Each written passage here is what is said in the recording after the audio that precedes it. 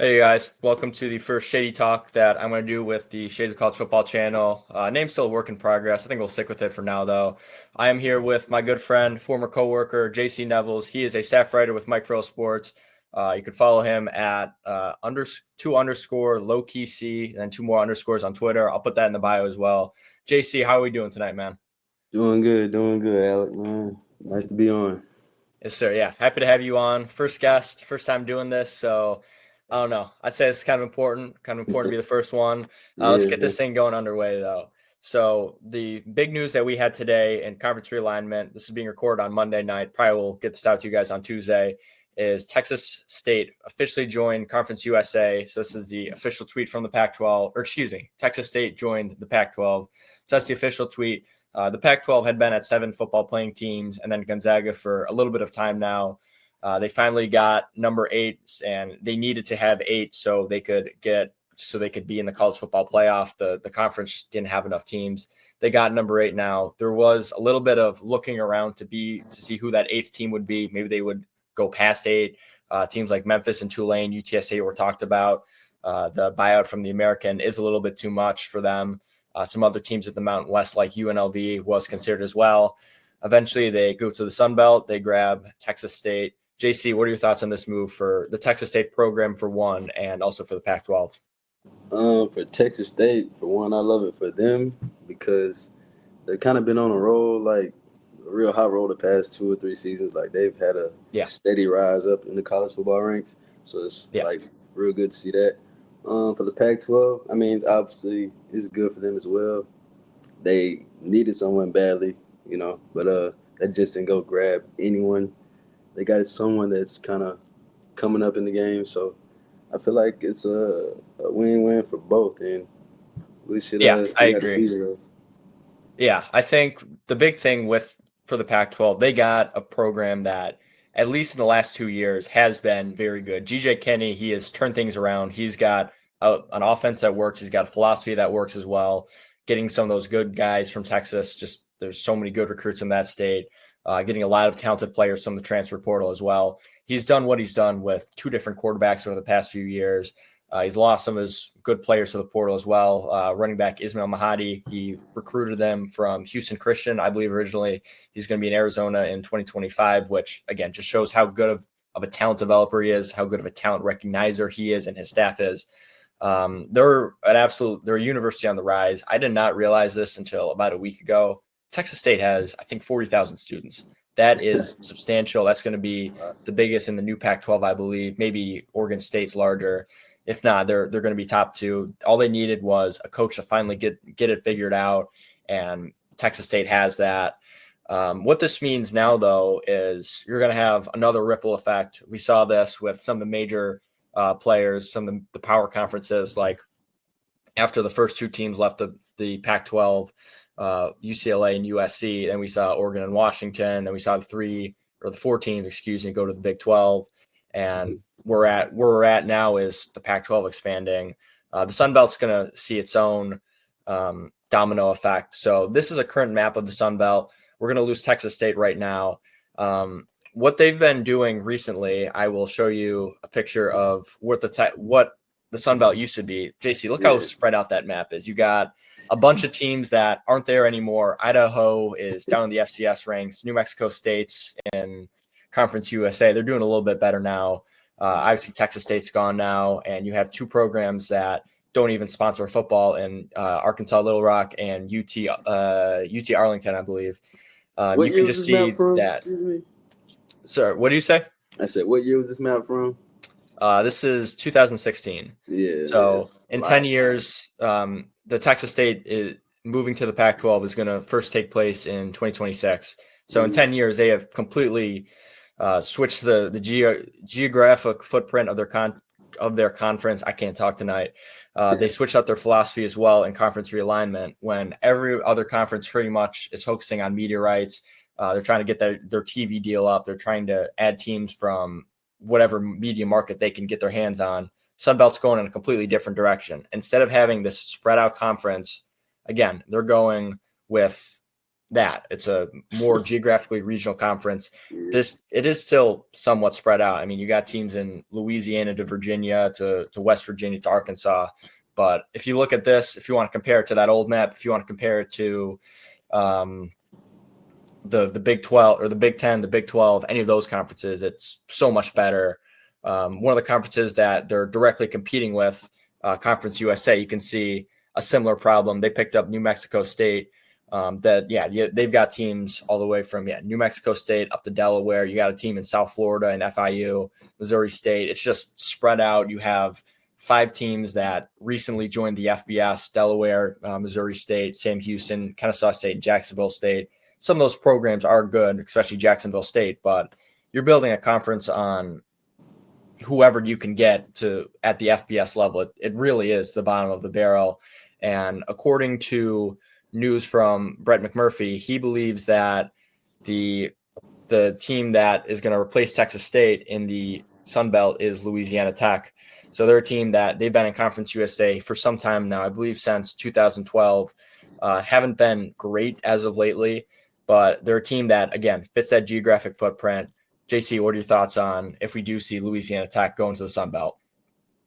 I think it'd be a great move for the Sun Belt. For one, Louisiana Tech, they haven't been great per se, but they've always kind of held their own. So, and they bring a lot of fans with them. Like, they're real crazy down there for football in Louisiana, so they bring a lot of fans with them, fanfare. So Yeah, I think, exactly. And another thing with getting Louisiana Tech into the Sun Belt, you already have 2 teams in Louisiana. You've got ULM, who looked decent last year for the first time in forever. You have Louisiana Lafayette, or just Louisiana now, who they've been a pretty good program. They won 10 games a year ago. Billy Napier had them really rolling. They're still maintaining pretty well. The point at the bottom, though, from Brett McMurphy, CUSA likely to remain at 10 schools in 2026. So again, half of their conference will be teams that recently moved up to the FBS level. I think they want to wait out at least for a little bit just to see what happens with the Mountain West. They have 8 teams for now, but it's kind of a weird situation they're in with 2 conferences that are of a similar prestige in the West. You just have the Mountain West is definitely a better conference, or excuse me, the Pac-12 is definitely a better conference than the Mountain West.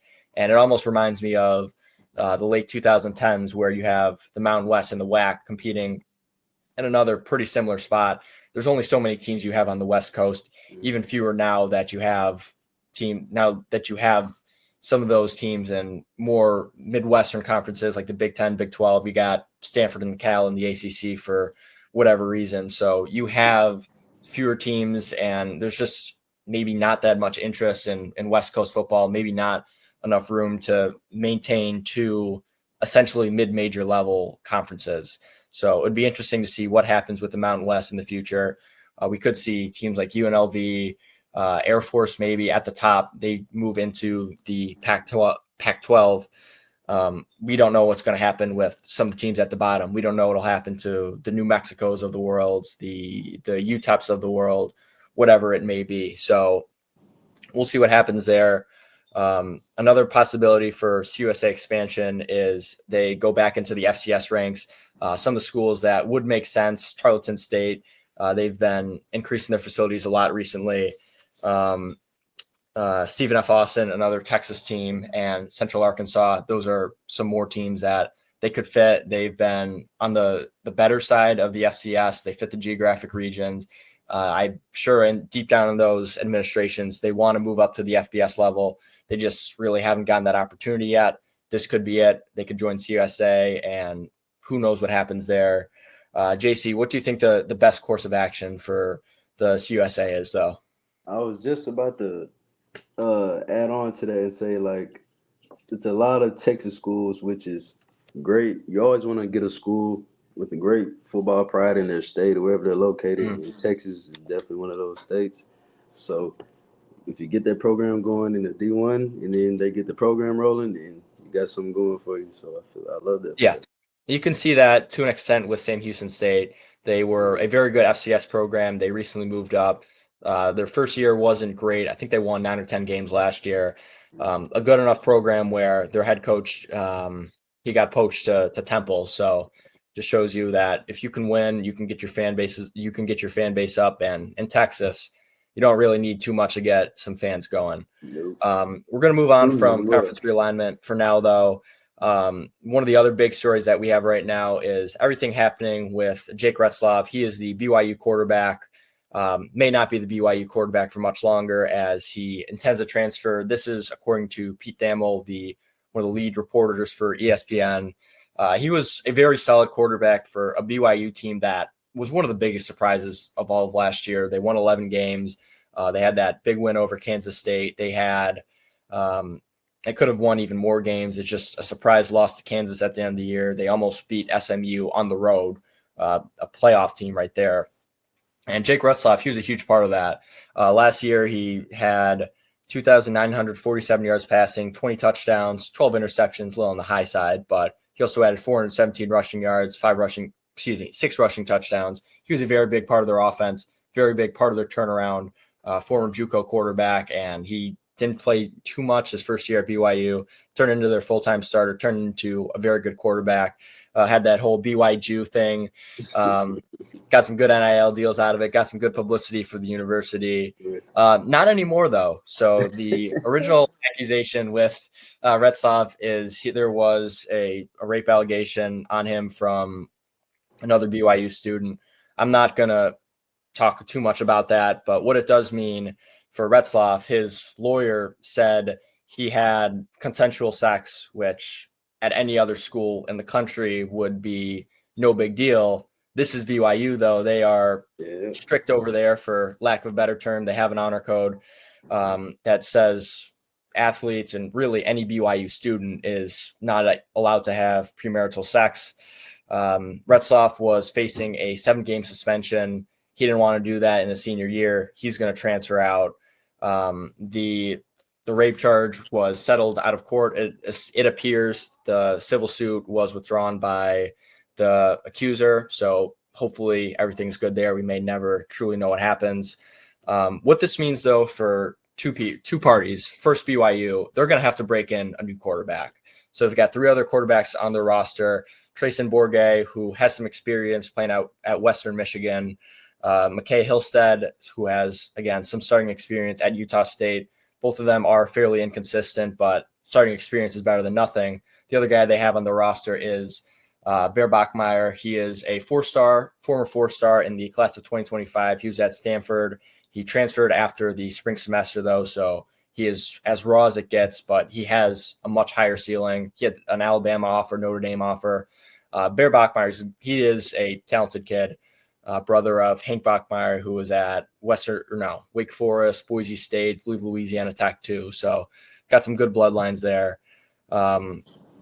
First, let's start with BYU. We're going to look at where Jake Retzlaff could go after. What do you think this means to BYU, JC? And do you have any early intel on or opinion on who their quarterback could be this fall? To start off, to begin with BYU, it's not a necessary position they want to be in, obviously, but it's something they have to just work out on the fly. Like you said, they got 2 guys behind him. Like they wanted Jake, obviously, but they got 2 guys behind him. I haven't watched too much of Trayson, but I have heard some of Beshemer, if I said his name correctly, excuse me. Bachmeier. I have seen a little bit of him, so he should compete very well. But this is to be seen. So this is unforeseen circumstance. I don't think anybody really seen coming. So it's to be seen type of thing. And the big thing with this is happening at the end of June. You don't have spring practice to get another guy ready. You don't have the spring transfer portal window to bring a guy in. This is about as bad as you lost your starter in fall camp. He's out for the full season, and you got to just get your number 2 ready. You got to have an open quarterback battle that you weren't ready for, and you got to see what happens. I'd like to think the BYU staff wants Bear Bachmeier to be ready. He's got the biggest ceiling, in my opinion. He's also only a freshman, so you got 3-4 years of him if all goes according to plan. Is he ready, though? That's the question. You got fall camp to figure that out. So for Retzlaff, though, obviously he's going to transfer out. He doesn't want to miss 7 games in his senior season. JC, where could he end up though? There's again this late in the year, most teams have their quarterback situation panned out, either a returning starter or they got somebody from the portal that they think would be their starter. Maybe you added somebody in the transfer portal that you thought would be your guy, and he's just not panning out for whatever reason. I was thinking maybe school like Maryland. They have Justin Martin, who's a pretty inexperienced transfer from UCLA. They also have Malik Washington, high 4-star. I think On3 had him as a 5-star. He's the future of their program, but he's also a true freshman. You don't want to hand the keys to your car to a true freshman. What are you thinking about this, JC? To start off, I haven't seen any rumblings as of now about Jake, but there are some schools that he would fit pretty well at. Excuse me. And kind of on the bigger scale, like I feel like he could be somewhere in the ACC. I think Duke would maybe be a great fit, but They got it Darian might be a little Mensa. It won't be crowded room Duke. for him. So, um, let's see, Duke. I got to see what's around on the other conferences, but Hmm. I like the ACC for him. I like the ACC or somewhere down south for him. Yeah, I feel like a I lot I of don't teams really can use. think he's an SEC guy. I don't think he has the talent to play there. Not Maybe the bottom SEC, of the not SEC. conference. No, the Maybe ACC is probably the lowest he can go, like the highest he can go down here. But maybe the yeah, Big Ten, they could always use a quarterback. Maybe Indiana, but yeah. Oh, I will have one question for you. Obviously, you're a Tennessee guy. Tennessee had their own quarterback situation in the spring, to say the least. Do you think maybe Tennessee, maybe if they're not liking what they're seeing from Joey Aguilar, Retzlaff would be another turnover-prone guy, but he's got more experience at the power 4 level. What are your thoughts on that? I actually thought about that uh, earlier today. I was like, Mhm. I don't know. With everything we've kind of been through, I don't know if it'd be a great look, like just for optics wise. But like, if you want a player like, and the guy we got, Joey, like, yeah, he is kind of turnover prone, but he'll let it loose. But if you want competition, then yeah, I say go ahead and do it. But at the same time, is it really a need? As of right now, I don't see it. But Mm, anything can happen, like, especially in these days, everybody's just transferring everywhere. So right. there'll be another window as well. So it's going to be a lot of openings, and Yeah. I mean, And you for any could see that. Yeah, I think for any team that does get Retzlaff, assuming he does go to the Power 4 level, I think it will set off red flags because if you're taking a quarterback in June, July, August, whatever it may be, you got some problems with your quarterback room, and you're going to have to start a guy that again wasn't in your program 3 months ago. We talk about in the NFL these quarterbacks that get traded midseason or they're a midseason free agency pickup because you got a couple injuries ahead of you, whatever it may be. You got to learn a playbook very fast. You got to build chemistry with a bunch of new players. Imagine how much harder that's going to be for a guy that's 22 or 21 years old, not maybe 27, 28 with a couple years in the league. It's just a whole different dynamic. Yes, they will have more time to learn the playbook, but you have less experience. So it's a very interesting situation. It's a situation that really nobody wanted to be a part of. It did happen though. You got to live with it, and we'll see what BYU and Retzlaff does this season. I think both of them though are again their expectations should be lowered. We'll see if BYU can repeat the success they had a year ago. We'll see if Retzlaff can even find his way into a starting job. That is one of the big questions we have there. So moving on from that, though, let's talk recruiting. That is the big thing we're going to see in June. Um, Official visit season is we're in the middle of it, probably towards the end of official visit season now. So we got a couple notable commits recently, a couple notable teams that they're cooking on the trail. Big one from Sunday is Xavier Griffin. He is a 5-star linebacker originally from Gainesville, Georgia. Once a USC commit as well. He is now going to Alabama. Look, Alabama's just going to get these guys. It's great to see that their recruiting isn't falling off under Kalen DeBoer. That was one of the big worries. How are you going to replace the greatest coach of all time? Luckily, when you're at Alabama, that program can recruit itself sometimes. You got those great facilities. You got the history of success. You got great donors. What more could you really want there? Moving on, we'll talk about this program a little bit more in a second. First, Carter Meadows, though, he also committed Sunday. He committed to the University of Michigan. There again, I'll touch more on this in a second. They have been cooking on the trail. He's a top 100 edge prospect, top 100 recruit, top 10 edge prospect, number one player from DC, who seems like there's always a good player coming from DC. Caleb Williams in recent years, Nick Harbor from South Carolina. That's a good addition for Michigan. They always seem to have some very good defensive linemen. Hopefully Meadows, they think can be one of those guys in a couple of years from now. Moving on, Georgia today on Monday, they had a pair of commits. First, Pierre Dean, he's a defensive lineman from North Carolina, 6'5", 255, and somebody who he's going to be playing alongside soon enough, defensive lineman Preston Carey. He's another four-star on the lower four-star side of things, though. 6'4.5", 300 pounds from IMG Academy. Look, Georgia's gonna get these guys too. They always get those freaking nature dudes. Preston Carey's, he's already 300 pounds going into a senior year of high school at 6'4" too. He could probably get to, I think, 315, 320. Yeah, I trust Georgia to develop guys like that better than anybody else in the country. Moving on from that, Landon Barnes, he is another edge from Duncanville in Texas, place where Duncanville, one of the biggest powers in all of the country, really. Another four-star, top 150 prospect, 18th best edge. He's choosing Ole Miss. I'd say that's a good addition for Ole Miss. They've been a little quieter than I would have expected this year, especially on the defensive front. Good to see Lane Kiffin get a good commit. Last one for today's commitments, Claude Mpume, I probably butchered that. He is a top 200 offensive tackle prospect, 6'7", 308 pounds from Chicago. Yeah, that's a big boy right there. He's going to Nebraska. That's a good win for Matt Rule right there. Get a very, very good Midwest offensive line prospect.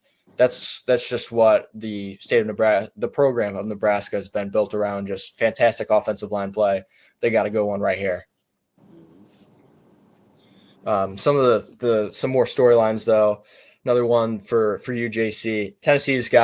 They've been a little bit quieter this year than I would have expected. They did make some moves this past weekend. They got 4 commits on Friday and Saturday. All of them are high 3-stars. All of them, though, had some good offers, some more SEC competition, more Big Ten, whatever it may be. Legend Bay is a wide receiver from Forney, Texas, 5'10", 175 pounds. He's a speedster, though. He has, I believe, a 10-140 or 10-1 100 meter. That's fast. He saw that Josh Heupel offense. He saw those deep shots. He's like, I want part of it, man. Yeah, he saw Jalen Hyatt. And like, yeah, I got to do the same thing. Moving on past that, it's not all speedsters there. Edge Kedrick, Golston, 452nd best prospect, one spot below Legend Bay, from Ashburn, Virginia, 6'2", 235. Still has to fill out his frame a little bit more, but again, he's a guy. All these guys that Tennessee's getting, they think this is still June. They're absolutely takes. These are guys that Tennessee still wants. Again, being recruited with some good competition. Zay Anderson, cornerback, another top 500 prospect, a local kid from Greenville, Tennessee, staying home. And finally, interior offensive lineman, Edward Baker. He is the lowest rated recruit, 1170th nationally, but great frame for the position, 6'4", 335 pounds from St. Francis Academy in Baltimore, Maryland. Tennessee currently has the 22nd best class in 2026. Again, I think that's a little bit lower than what people were expecting. I would see Tennessee more in that 10 to 15 range. They do still have some time to make that up, though. One of the big names that has been floated around with Tennessee, though, is Tristan Keys, 5-star wide receiver who is currently a LSU commit. Took an official visit, I believe it was 2 weeks ago now. JC, what are we thinking with this Tennessee recruiting class? Is there a chance for getting Tristan Keys? Talk to me. Right now, as it stands, it's always kind of this way for Tennessee. As if anybody knows, I've been a Tennessee fan all my life. Whatever, you can call me biased, whatever. But it's always kind of like this. They always ramp their way up during the season and towards the season, during the season, then they start to ramp up the recruiting. But right now, it's okay. I'm cool with it. I love Legend Bay. Like you said, he runs a 10 when he plays quarterback in high school, but he's the best athlete. He has to do that. But yeah, The ball in his hands, he's a blur. We could use him. Zay, he's another track guy. Versatile, very versatile. Long. Mm. Edward Berger, he's just massive. You probably gotta develop him a little bit, but Yeah. if he takes the learning and the coaching, he can be something. And I like Golson because he's like a legacy. You know, his father played at Georgia, so we kind of stole him from Georgia. But he should be a good piece in the future. With Tristan Keys, with everything that's been going on lately with the rumblings around, we might have a very good chance. But Louisiana guys, I'm always worried with them. They usually always like stay at home 99% of the time. So Yeah, and what LSU had, I believe they already have, I think, two other top 10 receivers. They're one of the heavy favorites, maybe not heavy favorites, but they're in strong contention for five-star Calvin Russell from Miami. He's come in this weekend. Again, that would it almost gets to a point where you want to play with these guys around you. You want to see that 2019 LSU team again, where you got Jamar Chase on one side of the field, Justin Jefferson on the other. May get to a point though where there's too many mouths to feed. We'll see what happens with Calvin Russell. We'll see if Tristan Keys sticks to his commitment with LSU and another guy I want to add yeah, is Savion Hyder, running back out of Virginia. Number one run back in the class. He's been really high on us as well, vice versa. So he's also one to look out for. But we'll see how that goes as well. Yeah. Does he have a commitment date set? I'm not quite sure if he has one set right now, but it should be in the next coming months pretty soon. Yeah, no, yeah. I've heard Tennessee's name a lot with him. I've heard Michigan's name a lot as well. Let's transition into Michigan now. They have been another program making some moves. Yeah, I know you thought that was smooth, JC. Yeah, well, that's pretty good. So yeah, we talked about Carter Meadows a couple minutes ago. Again, Michigan's been a program that they've been a little bit slower on the recruiting trail than what some people were expecting. Maybe it's the having Sharon Moore now instead of Jim Harbaugh. Maybe it's the rumored NCAA sanctions. Sharon Moore is self-inflicting a 2-game suspension this fall. It's likely there's going to be a lot more going on. We'll see what happens there. Again, what we can say though is Michigan has been making some moves recently. Defensive line, Titan Davis, 6'4.5", 270 pounds from St. Louis. Wide receiver Zion Robinson, 6'3", 180 from Mansfield, Texas. Offensive tackle Malachi Lee, 6'6", 318 from Honolulu. These are all 4-star kids. Andre Clark, cornerback, 177th nationally, 6'1", 175 from Virginia. Another offensive lineman, offensive tackle Marky Wahlberg, 447th nationally from Needham in Massachusetts. Seems like you always get one or two like really big, really good offensive linemen from Massachusetts. Michigan took their hands on one of them this year. Finally, a flip from SMU in linebacker Markel Dabney, another guy from Richmond, Virginia, 6'1", 205. Got a good frame, got ability to add maybe 20 more pounds and move around like that. So Michigan's up to the number 9 class in the class of 2026. They're in a much better spot they were in now. They've got all this momentum. Look, having Bryce Underwood is a very good selling point to have. Having a national championship 2 years ago, it's hard to compete with the rings. It's hard to compete with the legacy the University of Michigan has. Sharon Moore's got that figured out. He's got some momentum. Again, we talked about Savion Hitter being another potential Michigan target. Calvin Russell, again, Michigan is one of the schools that he is heavily considering. Michigan's got that momentum. It would not surprise me to get either of those kids. Last school that I want to talk about right now, this shouldn't be a surprise to anybody, but University of Georgia. They're doing their thing on the trail. Again, we talked about 2 of their commits already in Pierre Dean and Preston Carey. We've got a laundry list, though, of more guys to talk about, starting with the defensive line. James Johnson, 69th nationally, 8th best defensive lineman, 10th best from Florida, from Northwestern and Miami, Florida, 6'2.5", 288 pounds. Yeah, you got three big defensive linemen in the span of a week, 3 4-star kids.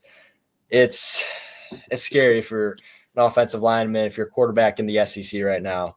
On the other side of the ball, they got halfback Jay Lamar. He's a local kid from Moultrie, Georgia, borderline top 100 kid, 6 foot, 200 feet tall, 6 foot tall, 205 pounds. Edge Kamari Brooks, 112th nationally from Bogart, Georgia, 6'4", 220. Safety Chase Calicut, 162nd nationally, 6'3", 190 from North Shore in Houston. Wide receiver Craig Dandridge, number 237th nationally from Carrollton, Georgia, 6'1", 172. And to close it out, the defensive lineman, only a 3-star this time. Georgia's taking it a little bit easier. I don't know what Kirby Smart's doing, taking only a 3-star. Whatever. 807th nationally, 86th best defensive lineman, 92nd from Valdosta, Georgia, 6'6", 245. Could be a guy that could transition to edge as just one of those freaking nature edges. Definitely has a size to play on the interior as well if he can put on some weight. This shouldn't be a surprise. Georgia is back up to the number 2 team in the country for the class of 2026, behind only USC. They recently jumped Notre Dame, who is having a very fantastic class of their own. Joey O'Brien, 5-star from Pennsylvania, leading that charge. I mean, again, this isn't much of a surprise. This is the University of Georgia. They are going to recruit great kids. They have every single thing that you could want. They are probably the best program in the country right now. They've had a number 1 class pretty recently. They've got another one. They've got another top 5 class that could get up to number 1 in a second, or this cycle soon. Obviously, USC is still in the lead. They've had a fantastic class. We'll see what happens with the closeout, though. So last thing that I want to talk about today, a little bit different. This is not really news related, but I think a fun topic to talk about. So JC and I, we're going to do a draft. We're going to look at the best coaches from the 2000s to today. Just a couple of rules. And for you guys, only accomplishments from 2000 beyond matter. So Joe Paterno was a fantastic coach in the 2000s. He did most of his work before 2000, so probably not going to see him there. We're going to be drafting coaches back and forth. JC, I'll give you the first pick. You're the guest here. It's not all about just winning. Couple things. One, if you win 10 games at a program like Kentucky, that is so much more important than winning 10 games at Alabama, just knowing what facilities you have, how easy it is to recruit there, the fan base you have. And longevity is also very important, as well as how did you affect the program just outside of wins and losses? Like, did you set them up in a better spot than where they're at now? Did you help move them, get them in a better conference? Did you help with facilities, maybe a big stadium renovation, whatever it may be? So with all that being said, JC, I'm going to give you the first pick. I think the first pick's pretty obvious. I know who I would take. What do we got, though? Oh yeah, we're gonna go with old Saban, no Nick Saban, Alabama. Yeah. So yeah, you can't really argue with that there. You can just see the accolades on the screen. There's nobody who's done it better than him. 201 and 29 in the SEC is just, that's insane. 4 Heisman. You think he's a GOAT? Oh yeah. Not even close. Yeah. Not even close. I agree with you. I don't know if anybody's ever going to catch him, and if anybody does, it won't be for a long time. I got the number 2 pick. I'm going to go with a guy that he doesn't have 6 national championships, because nobody has 6 national championships. But if you look at it from elevating a program, I'm going to go with Dabo Swinney. So if you look at where Clemson was beforehand, they weren't a bad program at all, but they weren't a program where they were constantly winning the ACC. They weren't a program that was winning national championships. They had won in 1984, but that seems so long ago. And really, before Dabo Swinney took over, they were in a similar spot as a program like Georgia Tech, who they won a national championship in 1990. And again, they'd been a good program. They hadn't been a great program. And you can see where the two programs have differed over the last 15 years. Dabo Swinney's turned Clemson into a powerhouse. They have been maybe the second or third best program since he's taken over, behind Alabama and maybe Georgia. 2 national championships. The 2018 team is not talked about as much as it should be. They blew out an undefeated Alabama team, the national championship. That says a lot. Dabo Swinney is fantastic. He had a couple less than ideal years recently, but it looks like he's got a great team in 2025. Cade Klubnik, Garrett Riley as offensive coordinator. They'll be good. Yeah, easy choice. Yeah. So back to you, JC. What do we got? Next, who do we have next? One of my favorite college coaches of all time, Pete Carroll. Yeah. Mr. Pete. Yeah. 2 natties, should have been 3 in a row, 3 Heisman winners. put the whole program on his back in college football. Had the whole world under his arms. He Yeah, just if you look at it, just the amount of attention that he had at USC, the celebrities he had the sideline, he had Snoop Dogg caring about USC and college football. We haven't seen that since with really any other celebrities. Lincoln Riley's trying to bring that back, and we haven't seen it yet.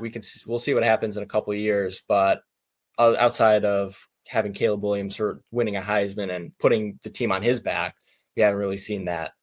I'm going to go with another active coach.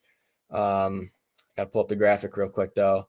He's a guy that if we're going to have another dynasty, it's going to be led by him. We just talked about his recruiting. It's Kirby Smart. yeah. What he's doing with Georgia right now, the best comparison is what Nick Saban did at Alabama. Smart, 105-19, 9 seasons already. He's been absolutely fantastic. He's got the 2 national titles. He could have had a third one. Got to fire the graphics guy because he put Big Ten titles instead of SEC titles. But he's doing everything perfect right now. He's got great assistants like what Nick Saban had in Kirby Smart and his defensive coordinator, Greg Stutzman, Glenn Stutzman, excuse me. It's hard to see Georgia falling off anytime soon. Maybe they have like a 10-win season and everybody acts like the world's burning. Georgia's going to be fine as long as they have Kirby Smart around. Yes. I hate it because it's one of our rivals, but gotta respect it. Much respect. So back to you, JC. What do we got here? Yeah, let's see what we got. I'm gonna go with another one of my favorites. Bobby Bowden. Let's go with old Bobby Bowden. Bobby Bowden. Mm-hmm. Bobby Bowden. Yeah, just look at that. Look at that hat right there. Rest in peace, man. I love Yeah, this. he's a legend. Yeah, man. Have some of the most exciting players we've ever seen in the game. Peter Warwick Dunn, those type of guys. Hit everybody in the league. National championships, Heisman's, he's just one of the greats. Even with wins vacated. Yeah, and he's a guy when he had Florida State rolling, Miami was rolling around that time, Florida was rolling. You had seeing those 3 teams competing with each other is fantastic. I wish we saw that more. Another thing that Florida State did, and really the whole state of Florida, you didn't see anybody leaving the state of Florida. They're ending up at Miami, they're ending up at Florida State, they're ending up at Florida.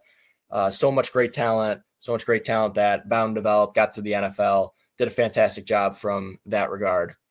Let's see. So back to me. You're going for the older guys. I'm trying to I got a sleeper that I don't think you got. Put some newer guys on there. I didn't know which way you wanted me to go, but all right, I'll go with I'll go right here. I'm gonna go Bob Stoops right here. Oh, he was with Oklahoma for a long time, and people kind of forget when he first got there, Oklahoma wasn't in a great spot. I believe his first year or the year before he got there, they were 6-7. That was the worst year that program had until the first year of Brett Venables. And just look how consistent he was. 191-48. He had a national championship in the 2001, I believe, 2000 season. 10 Big 12 titles.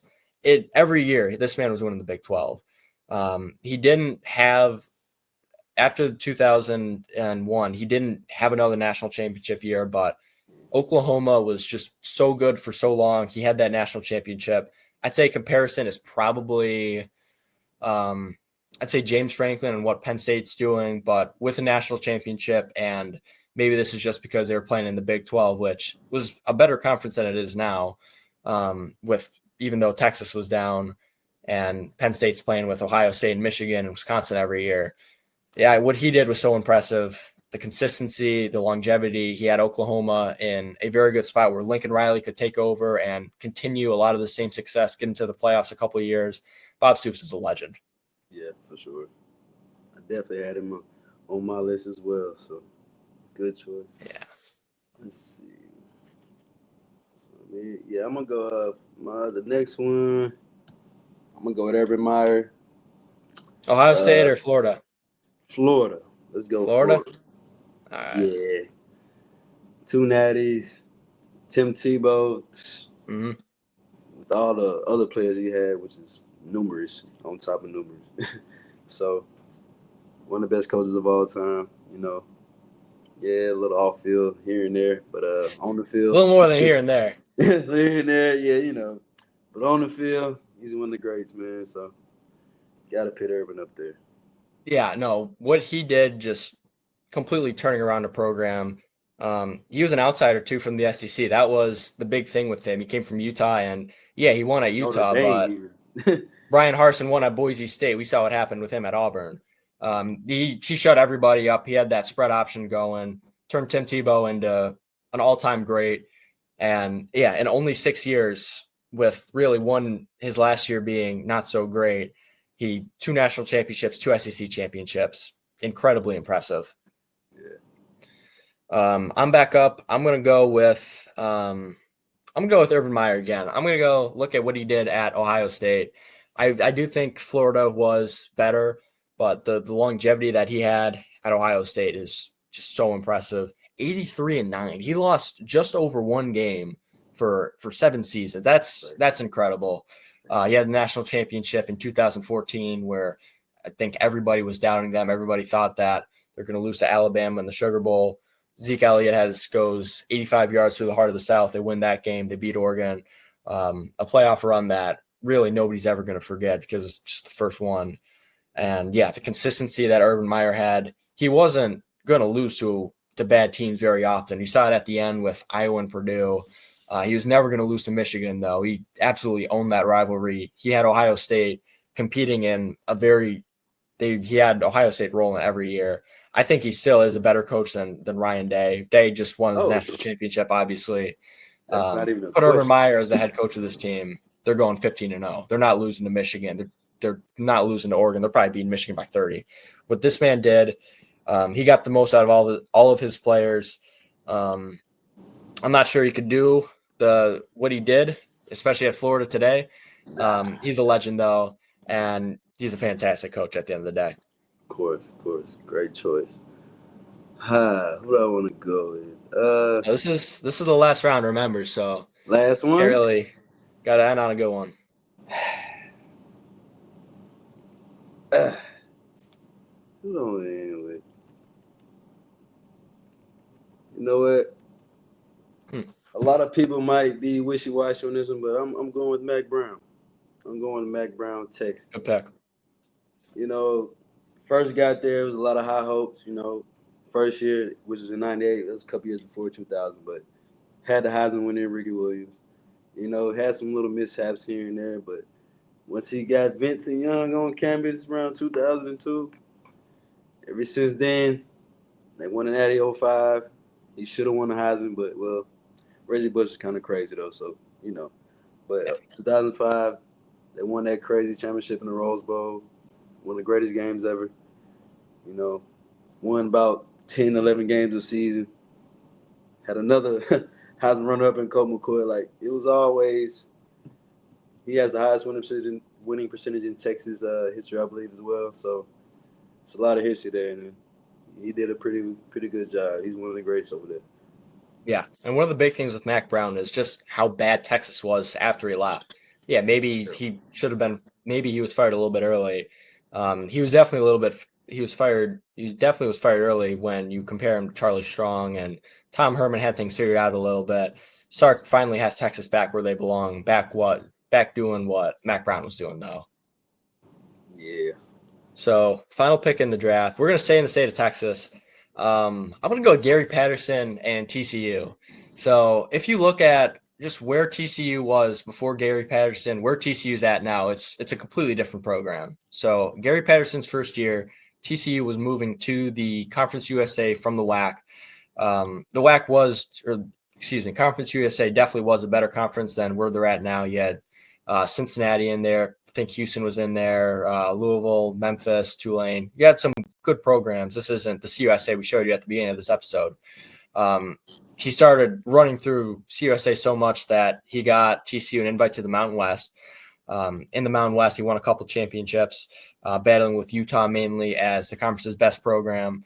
We talk about how he had an undefeated season. They won the Rose Bowl in 2011. That's a team where, if that TCU team was thrown in today or even the 4-team college football playoff era, they might win the full national championship. I believe they were receiving votes as the number 1 team in the country for most of, if not all, that year. It just sucks that they ended up in a year where you had Oregon and Auburn undefeated. If they weren't undefeated, I think TCU would have genuinely played for a national championship. They could have That's won. when they had Andy Dalton, right? Yes, Andy Dalton's on that they team. were tough. Real tough. Mm-hmm. And then after that, after running through the Mountain West, he got TCU to the Big 12. I still think that TCU's best team in program history. It wasn't the team that actually made it to the national championship in 2022. It was either 2011 or 2015. That was the year that Trevon Boykin was going crazy. They had that 61-58 game against Baylor that was legendary. That offense was going crazy. The defense was underrated.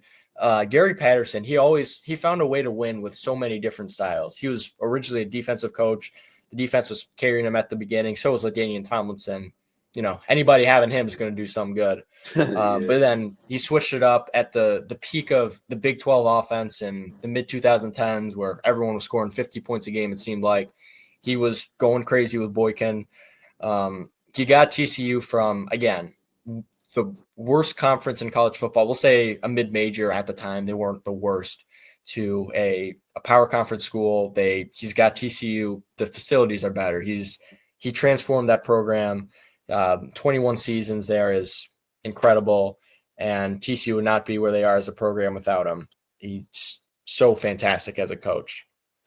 So that was the 5 coaches. JC, run down your list again. Mine, I had Nick Saban, Alabama; Pete Carroll, USC; Bobby Bowden, Florida State; Mac Brown, Texas. I had one more. And I had Urban Meyer at Florida. Yeah. And I had Dabo Swinney at Clemson, Kirby Smart at Georgia, Bob Stoops at Oklahoma, Urban Meyer at Ohio State, and Gary Patterson to close it out. And that will close out our episode. I'm not going to lie, I didn't think we'd get 47 minutes out of this. And if you are still watching this, I really appreciate you for tuning in. Again, Shades of College Football, this is a brand new channel. I want to make this thing big. Your support would be greatly appreciated with that. I'm also going to greatly appreciate you, JC, for being able to hop on and staying on a little bit later than expected. I know we had some recording issues last night. That's my bad. Glad you're able to get this done, though. Again, we'll be back with another Shady Talk next week. I think I'll try and find another guest, try and mix things up. JC, obviously, you'll be invited back in the future. Again, if you are still here, I will put in the bio as well. Follow JC on Twitter at 2_ lowkey C and then 2 more underscores. He's a great guy. He's a great author. Doing big things with Mike Farrell Sports, where I used to be back in the day. He'll be covering the Big 12 Media Days pretty soon, too. Big things ahead. Again, thank you so much for being on here, JC. Thank you so much for tuning in, and you guys have a great day. Appreciate you. See you guys.